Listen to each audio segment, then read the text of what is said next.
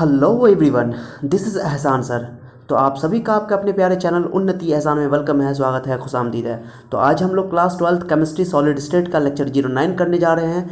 इससे पहले लेक्चर 8 में मैंने आप लोगों को डिफेक्ट पढ़ाया था, डिफेक्ट इन सॉलिड्स या इम्परफेक्शन इन सॉलिड, ओके, जिसमें मैंने डिफेक्ट के टाइप बताए थे। उसमें हम लोगों को 3 टाइप पढ़ना था।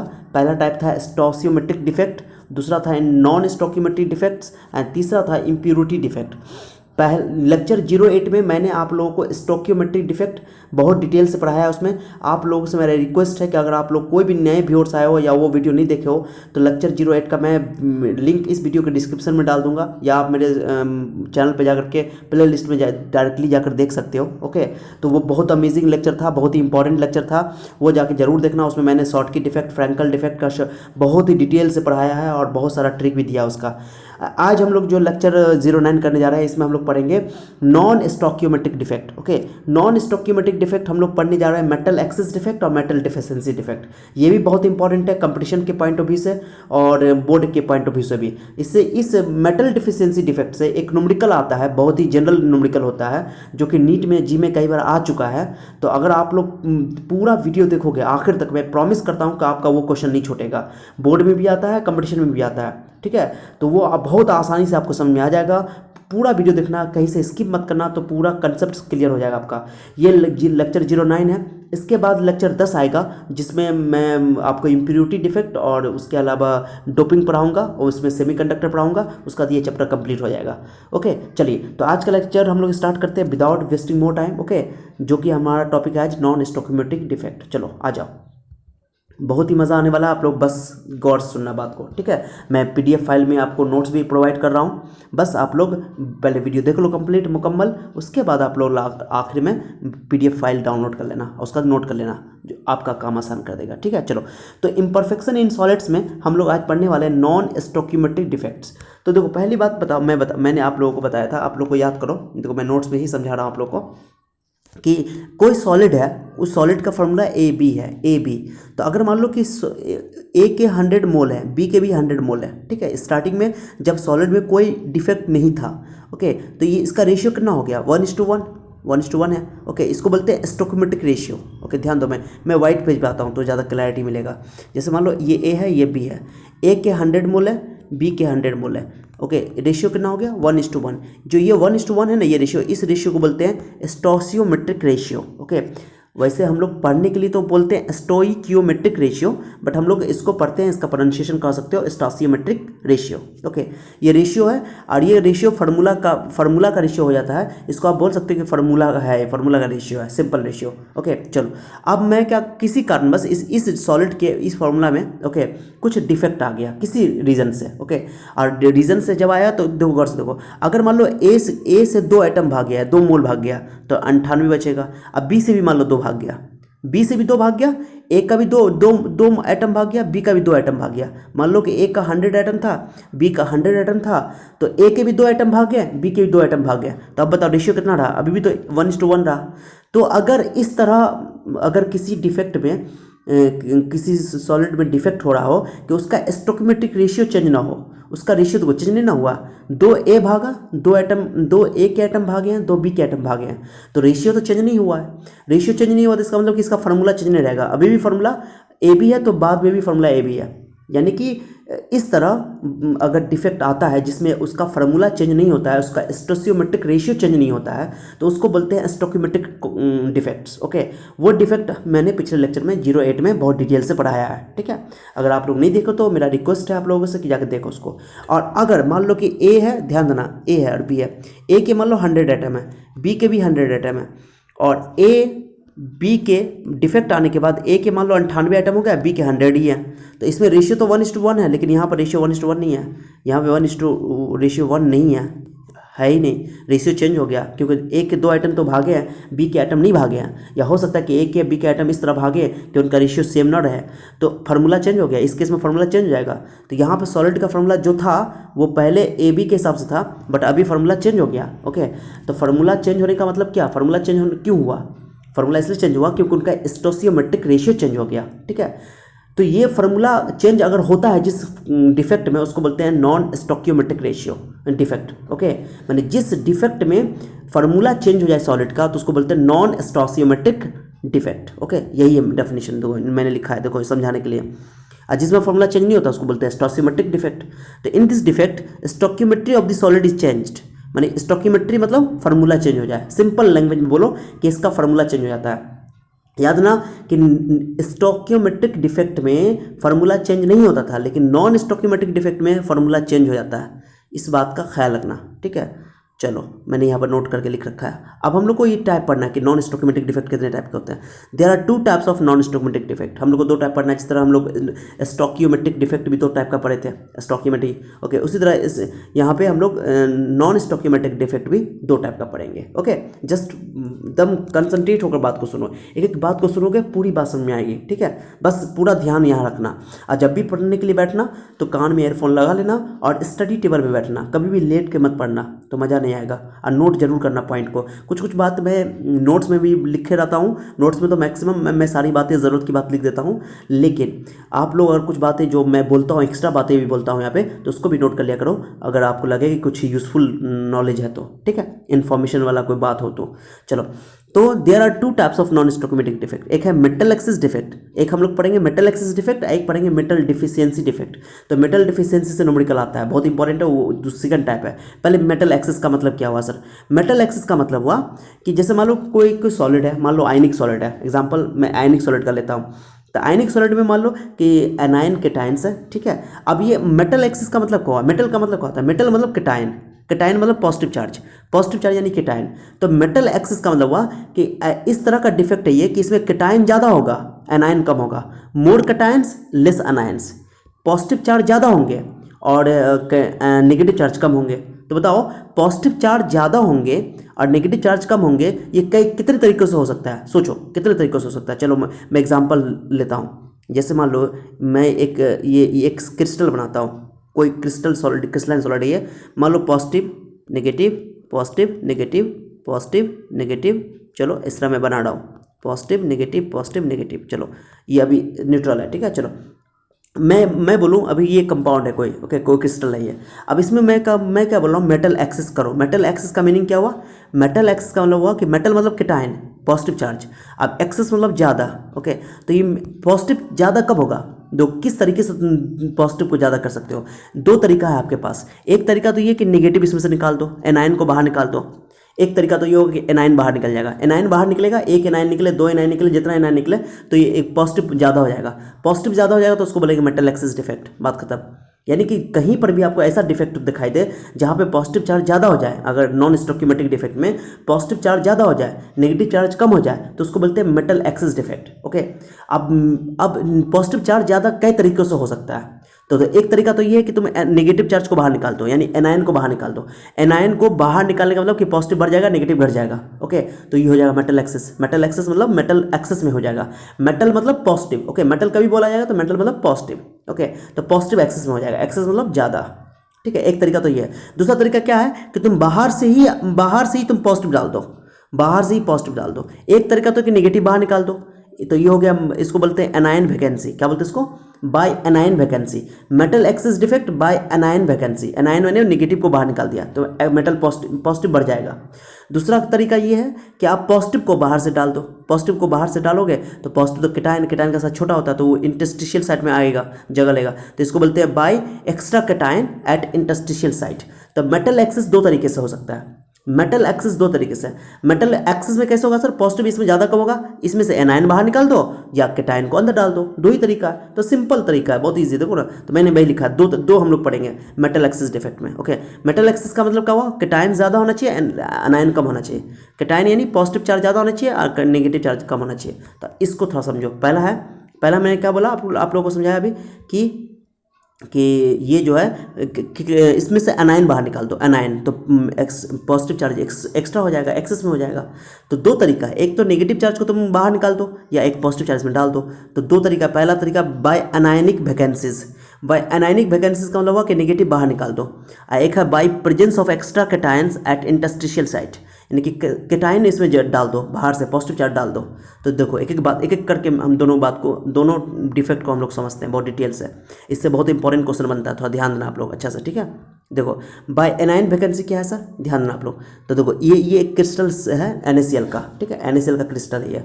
चलो तो NaCl में क्लोराइड आयन है, पोस्ट सोडियम आयन है, क्लोराइड आयन है। चलो ये है, चलो ठीक है। पहले कितना था देखो तो, क्लोराइड आयन कितना, 1 2 3 4 5 6, 6 क्लोराइड आयन था और 6 सोडियम आयन था। ओके, पहले जब इसमें डिफेक्ट नहीं था तो, ठीक है। चलो ध्यान देना अच्छा से। देखो सोडियम आयन 6 है और क्लोराइड आयन भी 6 है, ठीक है। चलो अब ध्यान दो, जैसे ही हम लोग इसको गर्म करते हैं, सोडियम क्लोराइड को तो गर्म करते हैं, थोड़ा ध्यान देना, एक बात को सुनना, बहुत मज़ेदार बात है ये। ओके, जब सोडियम क्लोराइड को गर्म करते हैं तो सोडियम क्लोराइड समझा, कॉमन सॉल्ट जो हम लोग घर में खाना पकाने में नमक का इस्तेमाल करते हैं, तो वही कॉमन सॉल्ट की बात हो रही है, NaCl। तो जो नमक है, कॉमन सॉल्ट है, उस कॉमन सॉल्ट को जब आप पहले शुरू में लेते हो तो सिंपल में नॉर्मली उसका कलर वाइट कलर होता है, सफ़ेद कलर का होता है वो। ओके, लेकिन जैसे उसको गर्म करते खाने में मिला करके या ऐसे ही गर्म करते तो उसका कलर येलो हो जाता है, येलो। ये ऑब्जेक्टिव में एग्जाम में, बोर्ड एग्जाम में आ चुका है, ठीक है, कि NaCl को जब हीट करते हैं तो किस कलर का हो जाता है, येलो कलर हो जाता है। अब येलो कलर क्यों होता है, क्योंकि उसमें डिफेक्ट आ जाता है। ये डिफेक्ट क्यों आता है उसका रीज़न समझो अच्छे से, कलर क्यों हो जाता है। मैंने पहले NaCl का कलर वाइट था, अब हो गया येलो। ऐसा क्यों है, उसका वाइट कलर येलो कलर हो गया गर्म करने पर ये NaCl का कलर वाइट से येलो हो जाता है। येलो क्यों होता है सर, उसमें डिफेक्ट आ जाता है। अब डिफेक्ट क्यों आता है बताता हूँ, सुनो अच्छा से, एक एक बात को समझना। क्या होता है कि मैंने क्या बोला कि मेटल एक्सिस डिफेक्ट पढ़ रहा हूँ मैं, हम लोग पढ़ रहे हैं। मेटल एक्सिस का मतलब क्या कि पॉजिटिव चार्ज ज़्यादा हो जाएगा। पॉजिटिव चार्ज ज़्यादा क्यों होगा, मैंने पहले बताया कि एनायन वैकेंसी, यानी कि इसमें से एनायन भाग जाएगा। तो जब गर्म करते हैं ना हम लोग, तो इसमें से एक अनायन जो है, तो एक अनायन, 2 अनायन, जितना भी अनायन भाग जाएगा। तो यहाँ पर जो है, यहाँ पर से एक क्लोराइड आयन भाग गया, बाहर भाग गया, जस्ट लाइक वो शॉर्ट की डिफेक्ट की तरह। याद है, शॉर्ट की डिफेक्ट में भी शॉर्ट हो जाता था, बाहर निकल जाता था, याद आया, हाँ बिल्कुल, शॉर्ट की डिफेक्ट की तरह ये बाहर भाग जाता था। ओके, तो यहाँ पर क्लोराइड आयन बाहर निकल जाएगा, 1 2 3 जितना भी निकल जाए। ओके, अब ध्यान दो, तो पहले सोडियम आयन 6 थे, क्लोराइड आयन 6 थे, तो पहले तो इसका स्टोइकोमेट्रिक रेशियो सेम था, मान के 1:1 में था, मान लो, ठीक है। अब जो है एक क्लोराइड आयन को मैंने भगा दिया, एक क्लोराइड आयन बाहर निकल गया, वैकेंट हो गया, गायब हो गया, बाहर निकल गया सीधे। तो सोडियम आयन तो 6 का 6 ही है, सोडियम आयन 6 है, लेकिन क्लोराइड आयन 5 ही बच गया। तो बताओ +6 सोडियम आयन, तो कैटायन तो ज़्यादा हो गया, अनायन कम हो गया, पॉजिटिव चार्ज ज़्यादा हो गया और नेगेटिव चार्ज कम हो गया। तो ये मेटल एक्सिस तो हो गया। मेटल एक्सिस का मतलब क्या होता है कि मेटल पॉजिटिव ज़्यादा हो जाना, तो पॉजिटिव तो हो गया। ऊपर से देखो इसका फार्मूला भी चेंज हो गया, क्योंकि इसमें देखो सोडियम आयन तो 6 है और क्लोराइड आयन 5 है, तो इसका स्टोइकोमेट्रिक फार्मूला भी चेंज हो गया। इसलिए इसको बोलते हैं नॉन स्टोइकोमेट्रिक डिफेक्ट है ये, इसको बोलते हैं नॉन स्टोइकोमेट्रिक डिफेक्ट। ओके, क्योंकि इसमें स्टोइकोमेट्रिक चेंज हो गई, फार्मूला चेंज हो गई, ठीक है। चलो अब इसमें अब एक चीज़ समझना, मैंने बताया कि हमारे इस सिलेबस में जितने भी डिफेक्ट पढ़ने हैं, सारे डिफेक्ट में इलेक्ट्रिकल न्यूट्रलिटी मेंटेन होना चाहिए। इलेक्ट्रिकल न्यूट्रलिटी का मतलब क्या हुआ सर, जब एक क्लोराइड आयन गया, देखो पहले +6 सोडियम आयन था, यानी +6 पॉजिटिव तो +6 नेगेटिव, +6 पॉजिटिव तो +6 नेगेटिव, नेट चार्ज 0, तो क्रिस्टल का नेट चार्ज 0 होना चाहिए, यानी crystal should be electrical neutral. Okay, जो भी क्रिस्टल होगा वो इलेक्ट्रिकल न्यूट्रल होना ही चाहिए। इलेक्ट्रिकल न्यूट्रल तभी होगा जब पॉजिटिव चार्ज की संख्या और नेगेटिव चार्ज की संख्या समान होनी चाहिए, इक्वल होनी चाहिए, ठीक है, सेम होनी चाहिए, तभी जाकर के वो इलेक्ट्रिकल न्यूट्रल रहेगा।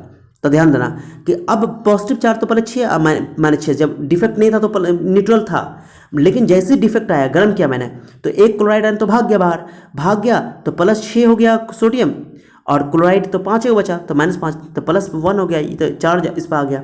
चार्ज तो नहीं आना चाहिए, तो चार्ज को बैलेंस करने के लिए, क्योंकि न्यूट्रल पहले भी था तो बाद में भी न्यूट्रल होना चाहिए, दिमाग में बैठा लो इस बात को, कि जब भी हम लोग कोई भी डिफेक्ट होता है तो उसमें इलेक्ट्रिकल न्यूट्रलिटी मेंटेन होना चाहिए, वो क्रिस्टल को इलेक्ट्रिकल न्यूट्रल होना पड़ेगा। इलेक्ट्रिकल न्यूट्रल होने के लिए नेट चार्ज 0 होना चाहिए, तब +6 अगर है तो -6 भी होना चाहिए। तो क्या हुआ, जब क्लोराइड आयन यहाँ से भागा, तो क्लोराइड आयन क्या हुआ कि यहाँ पे एक इलेक्ट्रॉन यहाँ पे दिया, यानी कि एक इलेक्ट्रॉन यहाँ पर आके बैठ जाएगा, बाहर से यहाँ पे इलेक्ट्रॉन आ जाएगा, एक क्लोराइड आयन बाहर आ जाएगा, तो देखो एक इलेक्ट्रॉन है, दूसरा क्लोराइड आयन बाहर भागा तो वहाँ पे भी इलेक्ट्रॉन चला जाएगा, यानी कि क्लोराइड आयन वहाँ पे इलेक्ट्रॉन वहाँ पे आकर के बैठ जाएगा।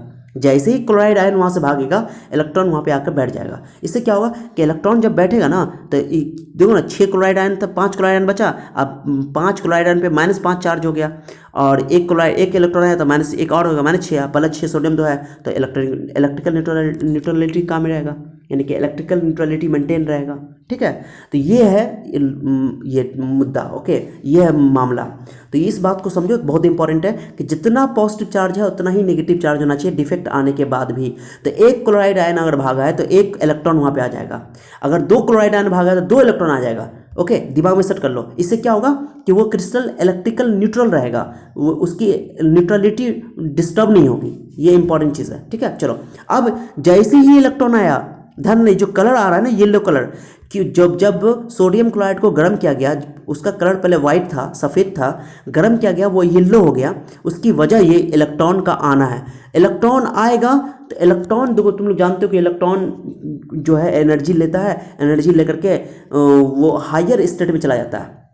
जब भी इलेक्ट्रॉन एनर्जी एब्जॉर्ब करता है, 11th-12th में आप 11th में एटॉमिक स्ट्रक्चर में आप लोगों ने पढ़ा होगा केमिस्ट्री में, कि इलेक्ट्रॉन जब एनर्जी एब्जॉर्ब करता है तो हायर एक्साइट होकर हायर लेवल स्टेट में चला जाता है, हायर स्टेट में चला जाता है। तो हायर स्टेट से फिर वापस जब आता है तो एनर्जी को वो रिलीज करता है, तो जिस कलर को रिलीज करेगा उसी कलर का वो कलर दिखाई देगा। तो इलेक्ट्रॉन की वजह से, याद ना, सारी बात को भूल जाओ, इतना बात याद रखो कि जैसे ही इलेक्ट्रॉन आया, इलेक्ट्रॉन की वजह से जिस क्रिस्टल में भी इलेक्ट्रॉन अगर बच गया वो समझो कि वो कलर शो करेगा, बात खत्म। कलर का रीजन है इलेक्ट्रॉन, बात खत्म, अभी याद रखो। तो जैसे ही यहाँ पे इलेक्ट्रॉन एक्स्ट्रा आके बैठ गया तो ये इलेक्ट्रॉन जो है कलर पैदा करेगा इस क्रिस्टल के अंदर, इस सॉलिड के अंदर। ओके, तो ये इलेक्ट्रॉन कलर के लिए रिस्पॉन्सिबल है, रंग के लिए रिस्पॉन्सिबल है। तो जो पहले व्हाइट कलर था, जैसे ही गर्म करने पर गर्म किया मैंने तो इसमें डिफेक्ट हो गया, क्लोराइड आयन भाग गया। अब जितना क्लोराइड आयन भागेगा उतना उसमें इलेक्ट्रॉन आएगा, तो इलेक्ट्रॉन आने की वजह से उसका कलर आ गया येलो कलर। येलो कलर, दिमाग में बैठा लेना बात को, कि जैसे ही हम लोग सोडियम क्लोराइड को गर्म करते हैं तो उसका व्हाइट कलर क्या हो जाता है, येलो कलर में कन्वर्ट हो जाता है। तो बोलोगे येलो कलर क्यों हो जाता है सर? क्योंकि उसमें इलेक्ट्रॉन आ जाता है। अब इस इलेक्ट्रॉन जिस पार्ट पे आता है, जिस पॉइंट पे आता है, उसको बोलते हैं एफ सेंटर। क्या बोलते हैं उसको? F centre. ओके, इसका नाम क्या है बोलो? F centre. में थोड़ा बड़ा करके बताता हूँ, इसका नाम है एफ सेंटर। ध्यान देना, ये जो है, ये जहाँ पे इलेक्ट्रॉन आके बैठेगा, जहाँ पर से क्लोराइड आयन भागा है, उसको बोलेंगे एफ सेंटर। अब एफ का मतलब क्या हो सर? इसको कलर सेंटर भी बोलते हैं। एफ का मतलब क्या होता है सर? एफ जो है जर्मन वर्ड है, जर्मन वर्ड है। एफ का मतलब होता है फारबेन। फारबेन, फारबेन का मतलब होता है कलर। जर्मन में इस फारबेन कलर को बोलते हैं फारबेन। ओके, जर्मन वर्ड है। ओके, फारबेन मतलब कलर। तो ये जो इलेक्ट्रॉन जो आया यहाँ पे, जैसे क्लोराइड आयन गया, इलेक्ट्रॉन यहाँ वापस आके बैठा, तो इलेक्ट्रॉन सेंटर बनाया, उसको बोलते हैं एफ सेंटर। ऐसे याद रखना, एफ सेंटर याद रखना। जितना एफ सेंटर होगा उतना ज़्यादा कलर की इंटेंसिटी ज़्यादा होगी। ठीक है, तो एफ सेंटर की वजह से कलर इसमें दिखाई देता है। तो तुमको पूछेगा कि metal excess defect by anionic vacancies. Anionic vacancy मतलब एनायन भाग गया, एनायन भागा तो इलेक्ट्रॉन वहाँ पे आ गया, इलेक्ट्रॉन आया तो कलर, वहाँ पर कलर क्यों बन गया सर? उस कंपाउंड का कलर क्यों चेंज हो गया, कलर क्यों आया? तो ड्यू टू एफ सेंटर। कारण देना कि एफ सेंटर की वजह से। एफ सेंटर किसको बोलते हैं सर? जहाँ पर से एनायन भागा है, एनायन की जगह इलेक्ट्रॉन आ गया है। सर इलेक्ट्रॉन क्यों आया सर? इलेक्ट्रॉन आया उसका क्रिस्टल को इलेक्ट्रिकल न्यूट्रल रखने के लिए, उसके न्यूट्रलिटी को मेंटेन रखने के लिए। ओके, तो इलेक्ट्रिकल न्यूट्रलिटी मेंटेन रहना चाहिए, इसलिए इलेक्ट्रॉन आया। इलेक्ट्रॉन आया तो उसकी वजह से इसमें कलर आ गया। तो इस जहाँ पर इलेक्ट्रॉन आया, इस सेंटर को बोलेंगे एफ सेंटर। क्या बोलेंगे इसको? एफ सेंटर, या कलर सेंटर भी नाम है। ठीक है, एफ सेंटर। ठीक है, समझ में आया बात को? तो एफ सेंटर की वजह से कलर इसमें आ जाता है। ये रीजन याद है, जहाँ भी इलेक्ट्रॉन है कलर आ जाएगा, दिमाग में बैठा लो। तो मैंने यहाँ लिखा, देखो। तो NaCl का ऑब्जेक्टिव में आ चुका है कि NaCl को जब हीट करते हैं, व्हेन NaCl इज हीटेड, तो उसका कलर कैसा हो जाता है? येलो कलर हो जाता है, ड्यू टू एफ सेंटर। क्या बोलोगे? Due to F centre. तो मैंने लिख रखा है एन अनायन इज मिसिंग। एक अनायन भागता है, एक अनायन अगर भागता है, ओके, इट्स नॉर्मल लैटिसाइड, उसका नॉर्मल लैटिसाइड से भागता है अनायन। ओके, अनायन वैकेंसी है क्योंकि मेटल एक्सिस डिफेक्ट पड़ रहा है, तो अनायन को ही भागना है। ओके, तो देन साइट इज ऑक्यूपाइड, और उसके बाद जब लेटिस अनायन भागेगा और अनायन की जगह पर क्या आ जाएगा? The site is occupied by an electron. Okay, मैंने लिखा है यहाँ पे एन इलेक्ट्रॉन। देखो मैंने नोट, जितना भी बात मैंने बोला आपको लिख कर बता दिया यहाँ पे, देखो। Okay, the site is occupied by an electron to maintain the electrical neutrality of the crystal. जैसे ही एनायन भागेगा, एनायन की जगह पर एक इलेक्ट्रॉन आ जाएगा इलेक्ट्रिकल न्यूट्रलिटी मेंटेन करने के लिए। The site occupied by electron called F centre. जिस जगह पर इलेक्ट्रॉन आ जाता है, जिस जगह पर इलेक्ट्रॉन जगह को छींक लेता है, ऑक्यूपाई कर लेता है, ओके, घेर लेता है, उसको बोलते हैं F centre. And it is responsible for the colour of the solid. Solid का जो कलर चेंज हो गया है वो उसका रीजन है एफ सेंटर। तो एग्जाम में अगर पूछेगा कि why sodium chloride is heated to give yellow colour. माने जब जब हम लोग सोडियम क्लोराइड को गर्म करते तो येलो कलर क्यों आ जाता था? बोलोगे due to defect. Due to कौन defect? Which type of defect? Metal excess defect. Okay, इसका रीजन क्या है? रीजन पूछा तो बोलो ड्यू टू एब्सेंटर। माने मेटल एक्सिस डिफेक्ट होता है, उसमें अनायन वैकेंसी होती है, अनायन भाग जाती है, उसकी वजह से उस वहाँ पे इलेक्ट्रॉन आता है, इलेक्ट्रॉन की वजह से वहाँ पे एब्सेंटर बनता है। तो एक लाइन में अगर आंसर देना होगा कि उसका कलर चेंज क्यों होता है, तो बोलोगे due to F centre. Due to F centre, एक लाइन में एफ सेंटर, एफ सेंटर की वजह से कलर उसका चेंज होता है, बात खत्म। तो कंपाउंड में या सॉलिड में कलर क्यों आता है? तो बोलो कलर आता है एफ सेंटर की वजह से, मैंने यहाँ लिख दिया है, ठीक है। Responsible for the colour of the solid, इसको सीधे सीधे नोट कर लेना, नोट में मिल जाएगा आप लोगों को बहुत अच्छा से, ठीक है। In this defect solid show colour due to excitation of electron by absorbing energy. मैंने समझाया कि इलेक्ट्रॉन एनर्जी लेकर के, एनर्जी अब्जॉर्ब करके एक्साइट होता है, एक्साइट होकर लोअर स्टेट से हायर स्टेट में जाता है, फिर वापस वो अपने स्टेट में आता है तो एनर्जी रिलीज करता है, जिसकी वजह से कलर आता है। इसका टेंशन मत लेना, बस इतना याद ना। बोलोगे कि इस डिफेक्ट में कलर क्यों शो हो रहा है, तो बोलोगे कलर शो होने का रीजन है ड्यू टू एब्सेंटर।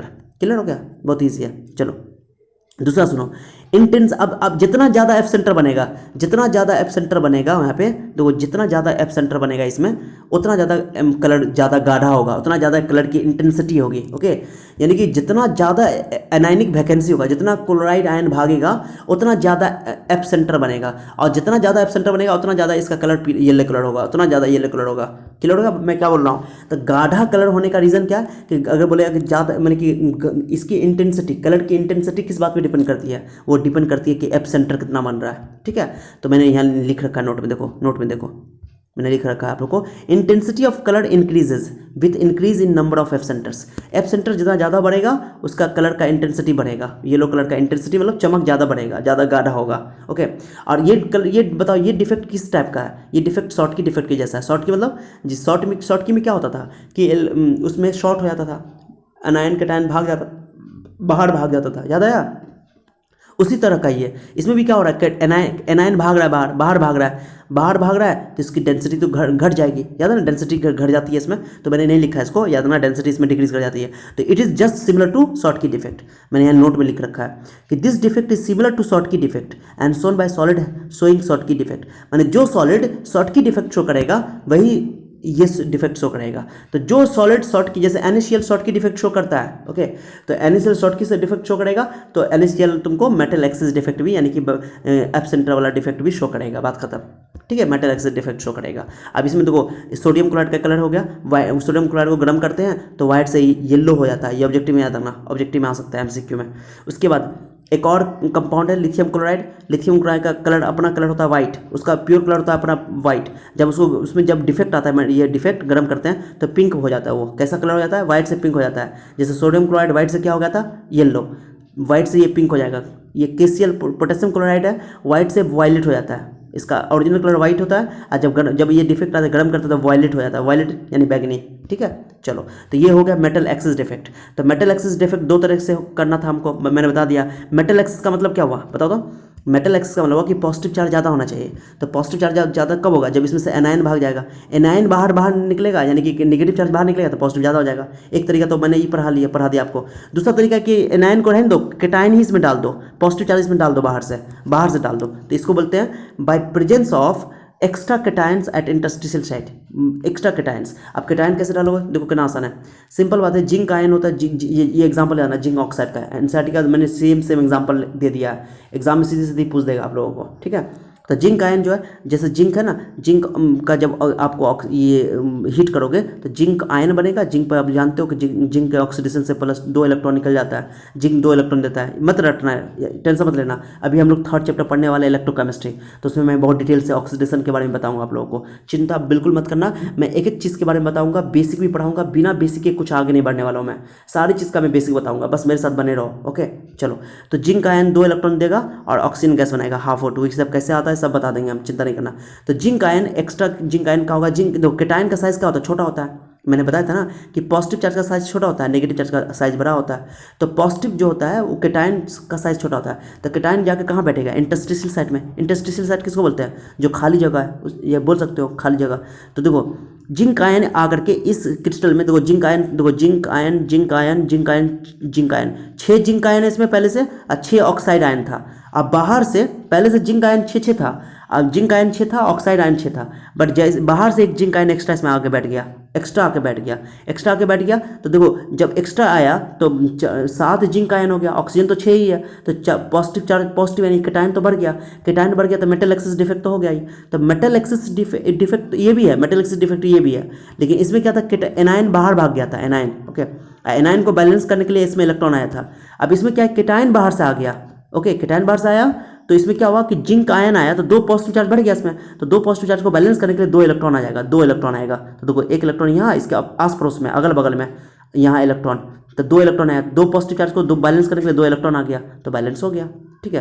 तो देखो जिंक आयन, देखो जिंक ये भी, इसमें भी कलर हो जाएगा क्योंकि इलेक्ट्रॉन आ गया। अब इसमें भी इलेक्ट्रॉन आ गया तो इसमें भी कलर हो गया, इसमें भी एफ सेंटर बन गया, इसको भी एफ सेंटर बोलेंगे। तो इसका भी, इस कंपाउंड का भी कलर चेंज हो जाएगा, जैसे यहाँ कलर चेंज हो गया था, ओके, जैसे यहाँ कलर चेंज हुआ था, इसमें कलर चेंज हुआ था, इसमें एफ सेंटर बन गया इलेक्ट्रॉन के आने की वजह से। तो इसमें भी इलेक्ट्रॉन आया, 2 इलेक्ट्रॉन आया बैलेंस करने के लिए। जिंक का 2 चार्ज होता है, प्लस 2 चार्ज होता है, तो एक जिंक एक आयन एक्स्ट्रा आएगा, 2 इलेक्ट्रॉन अपने साथ लाएगा, तो 2 इलेक्ट्रॉन आया तो एफ सेंटर बन गया, तो इसका भी कलर चेंज होगा। तो जब जिंक ऑक्साइड का कलर व्हाइट होता है, जब गर्म करता है तो येलो कलर हो जाता है, पीला हो जाता है ये, ठीक है। पहले इसमें 6 जिंक आयन था, जिंक आयन 6 था, ऑक्साइड आयन 6 था, लेकिन एक जिंक आयन 7 हो गया, ऑक्साइड आयन 6 था। तो देखो ना फार्मूला चेंज हो गया ना, हो गया स्टोकियोमेट्रिक चेंज हो गया इसका, इसलिए इसको बोलते हैं नॉन स्टोकियोमेट्रिक डिफेक्ट, ओके, हो गया। अब कलर चेंज हो गया, मैंने लिखा यहाँ पे, देखो लिखा हुआ Zn+2 ions occupy the interstitial site. Interstitial site क्या होता है सर, यानी कि बीच वाला जगह, जहाँ पर खाली जगह ये, ओके, इंटरस्टिशियल साइट में आकर बैठ गया, ओके। उसके बाद क्यों बैठ गया सर, ऐसे भी देखो इंटरस्टिशियल साइड में सिर्फ यही आके बैठेगा, कैटायन ही आके बैठेगा, क्यों, कैटायन का साइज जनरली छोटा होता है एनायन से, ठीक है ना, वो आके बैठ सकता है, ठीक है। चलो, तो ions occupy the interstitial site in ZnO crystal and electrons occupy the neighbouring lattice sites to maintain the electrical neutrality of the crystal and impart colour to the solid को कलर देगा, सिंपल बात है। यानी कि इसमें जो है electron आया, इलेक्ट्रॉन की वजह से इलेक्ट्रॉन उसके आस पड़ोस में आके बैठ जाएगा, जहाँ पर जिंक आयन जा करके जहाँ बैठा है, जिंक आयन जो इसके अंदर एक्स्ट्रा बैठा है, वो कहाँ बैठा है, इसके इंटरस्टिशियल साइड पे आकर बैठा है। अब इंटरस्टिशियल साइड में आकर के जब वो बैठा है तो उसके अगल बगल में इलेक्ट्रॉन आएगा, उसके पड़ोस में, ओके। और उसको कहे आएगा, इलेक्ट्रॉन क्यों आ रहा है उसके पास, क्योंकि इलेक्ट्रॉन उसके इलेक्ट्रिकल न्यूट्रलिटी को मेंटेन करना है, क्योंकि क्रिस्टल को पहले भी न्यूट्रल रहना था, अब बाद में भी न्यूट्रल रहना है, चाहे डिफेक्ट आए या ना आए, ठीक है। तो देखो जिंक आयन आया तो जिंक आयन का +2 चार्ज होता है, 2 इलेक्ट्रॉन लाएगा, ठीक है, इसलिए 2 इलेक्ट्रॉन आया, तो यहाँ भी एफ सेंटर बन गया। तो भाई देखो ना, इलेक्ट्रिकल न्यूट्रलिटी मेंटेन होना चाहिए, और कलर देगा, कलर क्यों देगा, सेंटर की वजह से। और ये कैसा सोचो तो, इसमें बाहर से आ गया था, इसमें बाहर से इसमें आकर बैठ गया, तो इसका डेंसिटी इंक्रीज कर जाता है, इसका डेंसिटी डिक्रीज कर जाता है, याद रखना बात को, ठीक है। अब इसमें क्या है, ये जस्ट फ्रैंकल डिफेक्ट के जैसा है। फ्रैंकल डिफेक्ट में तो अंदर का ही ये कैटायन, अंदर का ही कैटायन उसके इंटरस्टिशियल साइड पे चला जाता था। तो वही इंटरस्टिशियल साइड पे इसमें भी बैठ रहा है, उसमें भी बैठ रहा था, लेकिन इसमें बाहर से आ रहा है और उसमें बाहर से नहीं आ रहा था, ठीक है, अंदर का ही, इसलिए उसमें डेंसिटी चेंज नहीं हो रहा था। याद करो, फ्रैंकल डिफेक्ट में मैंने ट्रिक दिया था आप लोग को, फ्रैंकल मतलब फ्रैंक कौन होता है, बच्चे होते हैं, बच्चे कौन होते हैं, छोटे या कौन होते हैं, कैटायन होते हैं, और एनायन बड़े होते हैं। तो कैटायन जो है वो इंटरस्टिशियल साइड में आके बैठ जाता है, ओके, इसमें इसलिए डेंसिटी में बढ़ जाता है, ठीक है। तो वही लिखा मैंने, देखो this defect is similar to Frenkel defect and shown by solid showing Frenkel defect. जो भी फ्रैंकल डिफेक्ट शो करेगा वो ये डिफेक्ट है, by presence of extra cations at interstitial site, metal excess defect ये शो करेगा, कलर ये भी दिखाएगा, ठीक है। तो ZnO का कलर व्हाइट से येलो हो जाता है, NaCl का भी व्हाइट से येलो हो जाता है, दोनों का याद रखना, ये दोनों एग्जाम्पल अच्छा है। दूसरी बात है कि इलेक्ट्रॉन आने की वजह से थोड़ा फ्रीली चार्ज मूव कर रहा है, ये इलेक्ट्रॉन आने की वजह से उसमें थोड़ा सा मूवमेंट आ गया, तो इसकी कंडक्टिविटी बढ़ जाएगी, दोनों में इलेक्ट्रॉन आ जाता है, इसलिए कंडक्टिविटी थोड़ी सी बढ़ जाएगी, ज़्यादा नहीं बढ़ती है, थोड़ी सी बढ़ जाती है। Electrical conductivity increases in both metal excess defect due to presence of free electrons, बात खत्म। फ्री इलेक्ट्रॉन जहाँ भी होगा वहाँ पे इलेक्ट्रिकल कंडक्टिविटी यानी कि करंट की जो टेंडेंसी है वो बढ़ जाएगी, ठीक है। चलो, तो उम्मीद करता हूँ कि ये समझ में आ गया होगा ये स्लाइड। अब एक और स्लाइड है छोटा सा, वो बता देता हूँ। ये मेटल एक्सिस डिफेक्ट हुआ, तो मेटल एक्सिस के लिए मैंने 2 तरीका बताया। पहला क्या सर, कि मेटल एक्सिस करना यानी कि पॉजिटिव चार्ज ज़्यादा होना चाहिए, मैंने बताया ना आपको कि मेटल एक्सिस का मतलब क्या होगा कि पॉजिटिव चार्ज ज़्यादा होना चाहिए, और नेगेटिव चार्ज कम होना चाहिए। मैंने लिखा भी यहाँ पे, तो more cations and less anions.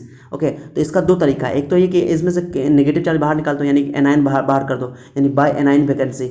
दूसरा तरीका ये है कि इसमें केटायन बाहर से डाल दो, बाहर से केटायन डाल दो, एनायन को ऐसे रहने दो, तो एनायन केटायन बढ़ा दोगे तब भी ये मेटल एक्सेस हो जाएगा। अब अगला टॉपिक है कि मेटल डिफिशियंसी डिफेक्ट क्या होता है। चलो, मेटल डिफिशियंसी डिफेक्ट सुनना अच्छे से, ये बहुत इंपॉर्टेंट है, न्यूमेरिकल यहाँ से जी में क्वेश्चन पूछा जाता है, बहुत इंपॉर्टेंट है, जो मैंने अब शुरू इस वीडियो के लेक्चर के शुरू में बोला था आप लोगों को। ठीक है, चलो ध्यान देना अच्छा से।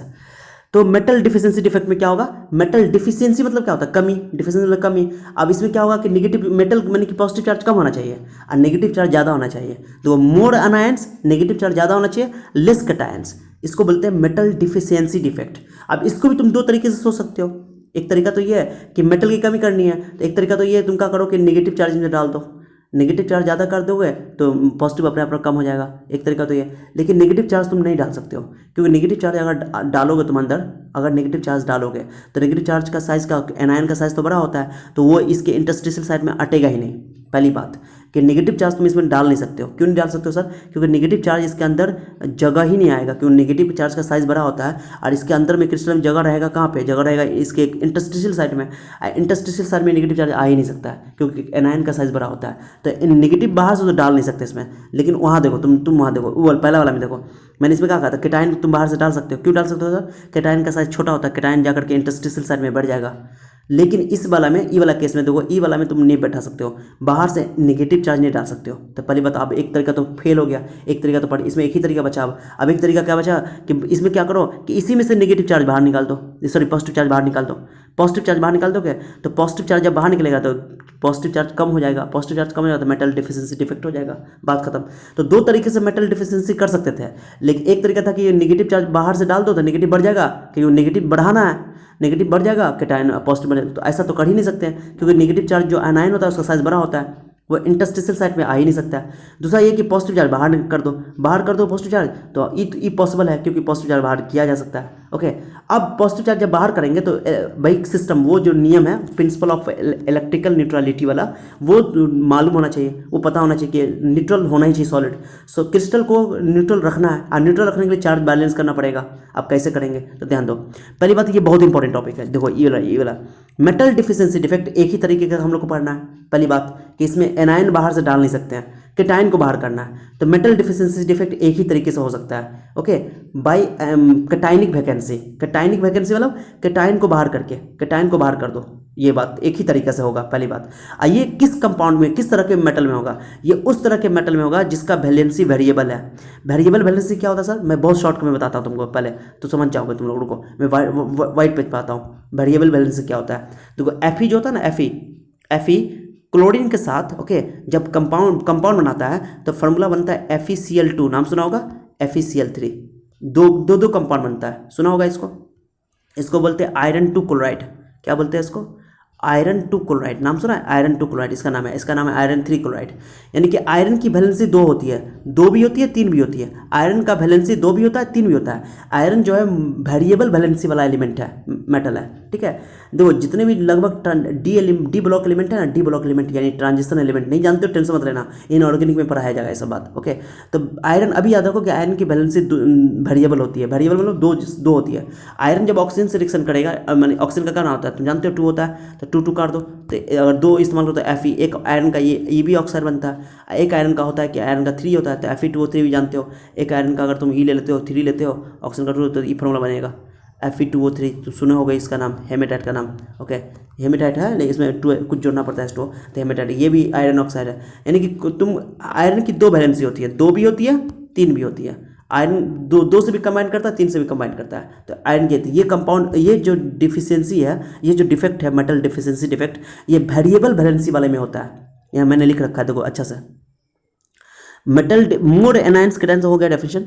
This defect is shown by metals, माने ये मेटल के द्वारा होता है, वो मेटल के जरिए, which can show variable valencies, माने वो उस मेटल में होता है ये डिफेक्ट जो वेरिएबल वैलेंसी शो करते हैं, वेरिएबल वैलेंसी शो करते हैं। एग्जाम्पल क्या सर, ट्रांजिशन मेटल। अभी ट्रांजिशन मेटल में एग्जाम्पल याद ना, आयरन का सबसे अच्छा एग्जाम्पल याद ना, आयरन का, सॉरी आयरन का क्वेश्चन एग्जाम में आ चुका है, ठीक है। चलो ये बहुत इंपॉर्टेंट है, इसको थोड़ा बढ़िया समझना, बहुत इंपॉर्टेंट है, मैं समझाता हूँ देखो।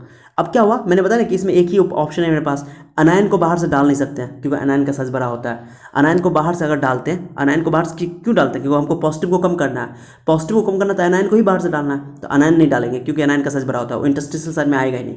तो इसमें क्या कर सकते हैं, केटायन को बाहर करेंगे, केटायन वैकेंसी होगा। तो देखो ये एक कंपाउंड था देखो FeO का आयरन ऑक्साइड का। आयरन ऑक्साइड में क्या है कि सब में देखो ध्यान अच्छा से जो बता रहा हूँ मैं, यहाँ भी Fe2+ मतलब 2 इलेक्ट्रॉन होता है। देखो आयरन का जो ना, मैंने बोला ना कि Fe2+ भी आयरन होता है, Fe3+ भी होता है, आयरन दोनों होता है, Fe3+ भी होता है, Fe2+ भी होता है, 2 वैलेंसी भी होता है, 3 वैलेंसी भी होता है, 3 इलेक्ट्रॉन भी दे सकता है, 2 इलेक्ट्रॉन भी दे सकता है। ठीक है, चलो आप सुनो, आयरन यहाँ Fe2+ ऑक्साइड Fe2O-, यहाँ भी Fe2+, यहाँ O2-, यहाँ भी O2-, इस तरह है। तो टोटल Fe2+ क्या होता है, 6 Fe2+ था, 6 ऑक्साइड आयन था, 6 आयरन था चार्ज, मैंने कि आयरन आयन बोल सकते हो, आयरन 6 था और 6 ऑक्साइड आयन था। तो आयरन में 2 वाला Fe2+ 6 था।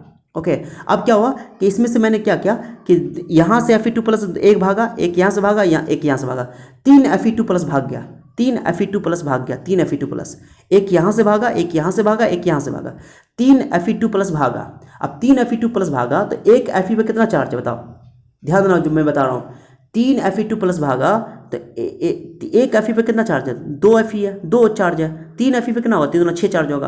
अब क्या होगा कि चूंकि Fe2+ जो है, मैंने पहले बताया तुमको कि Fe3+ फॉर्म में भी होता है, तो क्या होगा कि 2 ठो 3 करके एक Fe पे 3 चार्ज है। ओके, तो 3 × 6, तो 2 Fe+ बाहर से आ जाएगा, एक Fe यहाँ जगह ले लेगा, एक Fe यहाँ जगह ले लेगा, बात खत्म। फिर से सुनो बात को, अच्छा सुनो, एक एक बात को बता रहा हूँ। 3 Fe2, मैंने एग्जांपल लेकर समझाया आपको कि 3 Fe2 बाहर निकल गया, मान लो 3 Fe2 बाहर निकला, मतलब क्या हुआ कि Fe2 जो है 3 × 6 चार्ज लेकर भागा।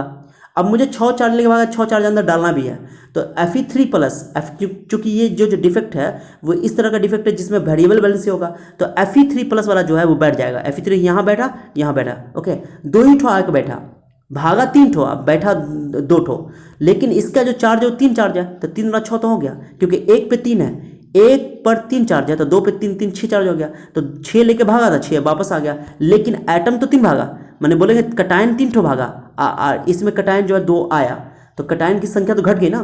कटायन पहले 6 था, 5 और 1 2 3 4 5, अरे 1 cation 2 cation 3 cation, sorry 1 cation 2 cation 3 cation 4 cation 5 cation तो हुआ, क्या कि नॉन स्टोकोमेटिक डिफेक्ट है, तो कटायन की संख्या तो घटना ही था। ओके, तभी तो नॉन स्टोकोमेटिक डिफेक्ट होगा, ये फार्मूला चेंज होना चाहिए इसका, कंपाउंड का, क्रिस्टल का, सॉलिड का।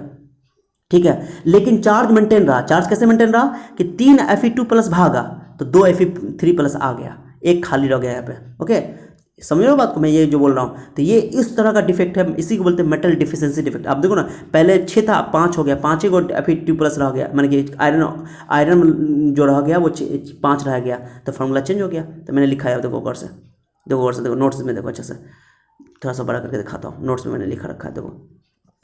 A metal ion is missing from its lattice site, and to maintain electrical neutrality, some cations increase their valency. अब कुछ कटायन अपने वैलेंसी को बढ़ा लेता है and change the stoichiometry of the solid, formula को चेंज कर देता है, बात खत्म।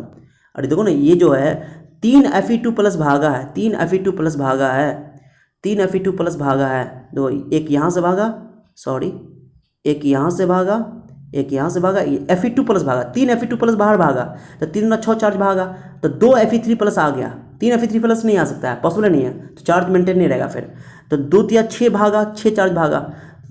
ओके, अब Fe3+ जो बैठा था, एक Fe3+ यहाँ बैठ गया, एक Fe3+ यहाँ बैठ गया, तो 3 चार्ज यहाँ, 3 चार्ज, 3 6 चार्ज तो हो गया, बैलेंस, चार्ज तो बैलेंस हो गया, लेकिन भागा तो 3 ना, तो 6 में से 5 ही ना बच गया अब। ओके, तो फार्मूला इसलिए चेंज हो गया, तो इलेक्ट्रिकल न्यूट्रलिटी अभी मेंटेन तो हो गया, लेकिन फार्मूला जो है चेंज हो गया, तो इसलिए इसका नाम है स्टोकियोमेट्रिक डिफेक्ट। देखो मैंने लिखा है Fe पहले 6 था, ऑक्साइड आयन 6 था, लेकिन अब Fe 5 हो गया, ऑक्साइड आयन तो 6 ही है, ऑक्साइड आयन तो घट ही नहीं सकता, तो यही है मेटल डिफिशिएंसी डिफेक्ट। ओके, अब इसका पहचान देखो, एग्जाम में याद में कैसे क्वेश्चन पूछा जाता है, ये ऐसा लिखा रहेगा तुमको कि Fe 0.95 ऑक्सीजन इतना, देखो ना, ये 0.95 का मतलब समझे, यानी कि 100 में से 95, ऐसे याद रखना, 100 ऑक्सीजन है तो 95 Fe है, माने कुछ Fe भाग गया, यानी मेटल की कमी हो गई, इसलिए इसका नाम है मेटल डिफिशिएंसी डिफेक्ट। अरे मेटल की कमी होगी ना, होगी, इसलिए इसका नाम है मेटल डिफिशिएंसी डिफेक्ट। ये भी मेटल डिफिशिएंसी डिफेक्ट, ये भी मेटल डिफिशिएंसी डिफेक्ट, पहचान है ऐसा याद रखना, जब भी ऐसा लिखा रहेगा समझ जाना कि वो मेटल डिफिशिएंसी डिफेक्ट है। ये 0.95 का मतलब कुछ समझा, एक के लिए 0.95 है, तो बताओ 100 के लिए कितना हो जाएगा, 95 हो जाएगा। 100 से सब 100 से याद रखना, 100 से याद रखना, तब कन्फ्यूजन नहीं होगा। यहाँ पर देखो कि ज़्यादा इसमें देखो इसमें से 5 भागा है, इसमें से 4 भागा है, इसमें से 7 भागा है, ऐसे याद रखना। ये मेटल डिफिशिएंसी डिफेक्ट है। अब मैं एक क्वेश्चन करवाता हूँ, बहुत अच्छा क्वेश्चन, ये न्यूमेरिकल एग्जाम में कई बार पूछा हुआ है, बोर्ड में भी पूछा हुआ है, कंपटीशन में भी पूछा हुआ है, नीट में भी। ये बहुत इंपॉर्टेंट है। चलो यहाँ पर से ध्यान दो, मेटल डिफिशिएंसी डिफेक्ट देखो। Okay, calculate the percentage of Fe2 plus Fe3 plus. अब बताओ एक चीज़ समझो, मैंने बताया ना आपको कि जो ई मेटल डिफिशिएंसी डिफेक्ट जो हुआ, ये फिगर को याद ना, फिगर कभी नहीं भूलोगे, ये फिगर से बहुत अच्छा समझ में आएगा कि इसमें Fe जो आयरन है, आयरन जो है वो +2 वाला भी है, +3 वाला भी है। जब भी ये मेटल डिफिशिएंसी डिफेक्ट आएगा तो दोनों वैलेंसी उसमें होगा, दोनों वैलेंसी होगा, Fe2 प्लस भी होगा और Fe3 प्लस भी होगा। अब मैंने जैसे मान लो मैंने यहाँ पे ये लिख दिया, अब ये लिखने वालों का हो क्या, Fe सिर्फ क्या, Fe सिर्फ एक ही टाइप का है, यहाँ पर दोनों Fe है, Fe2 प्लस भी है और Fe3 प्लस भी है। अब कितना नहीं पता, ओके चलो, तो इसका परसेंटेज निकालना, ये क्वेश्चन दे रहा है, तो एग्जांपल मैंने दे दिया, ये क्वेश्चन दे दिया Fe का और आयरन ऑक्साइड का। अब बोला है कि इसमें हमको परसेंटेज निकालना है, calculate the percentage of Fe2 plus. Fe2 plus का कितना परसेंटेज है, Fe3 प्लस का कितना परसेंटेज है, बात खत्म। तो देखो कितना आसान क्वेश्चन है। तो देखो यहाँ पर जो Fe है, Fe जो है दोनों टाइप का है, Fe2 प्लस भी है, Fe3 प्लस भी है। तो नहीं पता कितना है, मान लेते हैं कि देखो एक ऑक्सीजन के लिए 0.93 Fe है, Fe दोनों टाइप का हो गया इसमें, ठीक है। अब एक के लिए, लेकिन 100 के लिए कितना होगा, 100 के लिए 93 हो जाएगा, मैं 100 लूँगा, 100 मोल, 100 मोल। ओके, तो देखो यहाँ पर मैंने लिख रखा है, देखो एक बार अच्छा देखो, Fe 0.93 इंटू 1 O1, ऑक्सीजन 1 है, तो मैं इसको पॉइंट हटा देता हूँ, 100 से मल्टीप्लाई कर देता हूँ, अच्छा रहता है, कैलकुलेशन करना आसान होगा। तो 100 से इसमें मल्टीप्लाई कर दो, 100 से इसमें मल्टीप्लाई कर दो, तो 93 हो जाएगा, ये 100 हो जाएगा। कितना आसान है, देखो रटना नहीं है इसको, समझो। एक ऑक्सीजन के लिए 0.93 है, तो 100 से मल्टीप्लाई कर दो, तो 100 ऑक्सीजन के लिए 93 आयरन हो जाएगा, तो आयरन 93 हो गया, फॉर्मूला चेंज हो गया। अब इस आयरन में कुछ आयरन Fe2 प्लस होगा और कुछ आयरन Fe3 प्लस होगा। अब मुझे नहीं पता कितना है, 93 में से कितना Fe प्लस है, कितना Fe2 प्लस नहीं पता है। तो मान लेते हैं मोल Fe2 प्लस का मोल जो है x है, x मोल है, मोल बोलते हैं इसको, नंबर बोल दो या मोल बोल दो। ओके, तो number of Fe2 plus x और mole of Fe3 plus 93 minus x, क्योंकि टोटल तो 93 ना, क्लियर हो गया। अरे टोटल जो है वो तुम्हारा 93 है, तो टोटल 93 है, ये मान लो Fe2 प्लस x है, तो ये 93 माइनस एक्स होगा। अरे सोचो ना, 93 मान लो, 93 में मान लो 43 Fe2 प्लस है, 43, तो 90 में 43 गया तो कितना बचेगा, 50 हो जाएगा तुम्हारा Fe3 प्लस, सिंपल बात है। तो अभी तो मानना पड़ेगा ना कि कितना है, नहीं पता है ना, तो x मान लेते हैं इसको, Fe2 प्लस को x मान लेते हैं, तो Fe3 प्लस हो जाएगा तुमको 93 माइनस एक्स हो गया।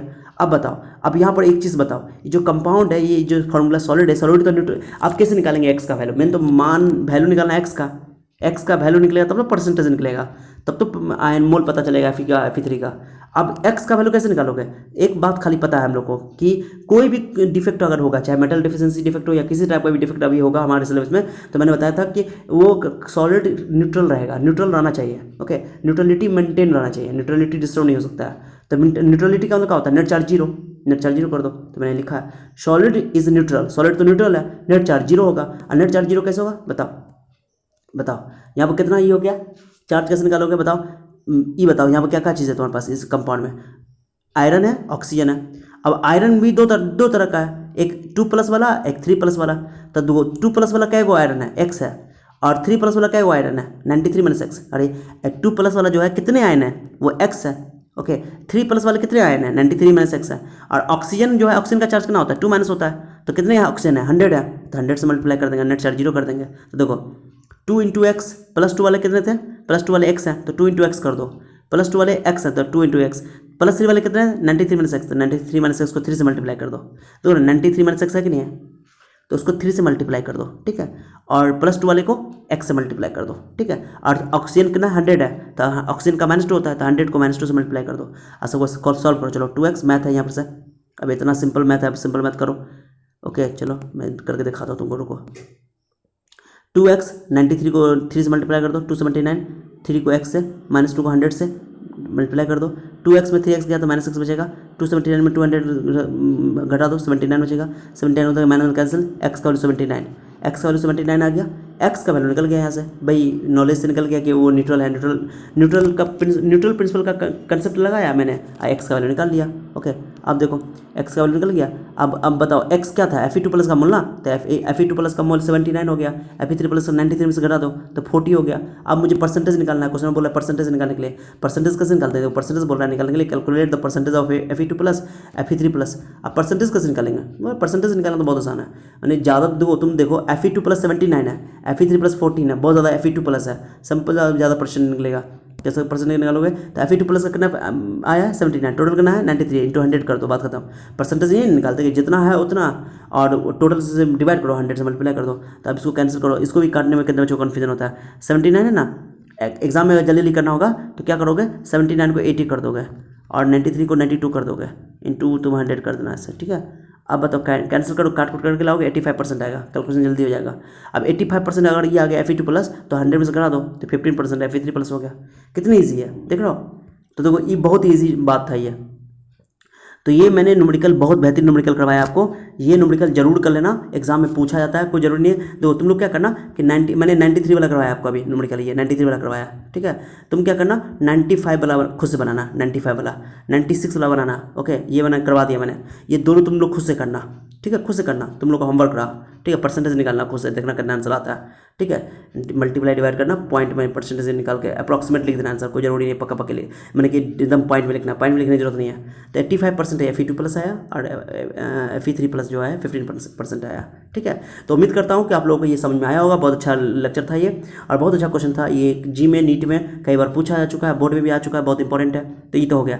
तो मेटल डिफिशिएंसी में क्या होता है कि मेटल डिफिशिएंसी में मैंने बोला कि मेटल की कमी होनी चाहिए, मेटल कम हो जाना चाहिए, पॉजिटिव चार्ज कम होना चाहिए। तो पॉजिटिव चार्ज कम करने का क्या तरीका था कि इसमें से पॉजिटिव चार्ज बाहर निकल गया, तो पॉजिटिव आयन बाहर निकले, कैटायन बाहर निकला, तो कैटायन वैकेंसी निकल गया। कैटायन वैकेंसी से क्या हुआ, ओके, कि ये इसका स्टोइकोमेट्रिक चेंज हो गया, फार्मूला चेंज हो गया।